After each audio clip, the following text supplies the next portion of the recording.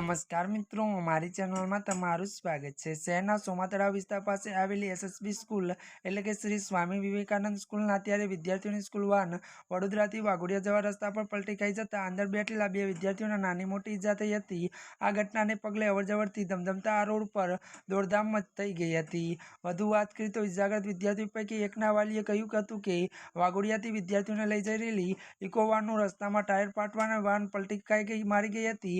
વાનમાં બેઠેલા વિદ્યાર્થીઓ બહાર નીકળી ગયા હતા।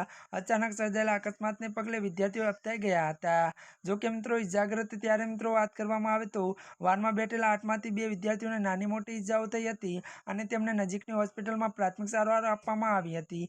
નજીવી ઈજાઓને ત્યારે મિત્રો રજા આપી દેવામાં આવી હતી। તો રોજના ત્યારે 12 વિદ્યાર્થીઓ જતા હતા, પણ આજે 4 વિદ્યાર્થીઓ ગેરહાજર હતા।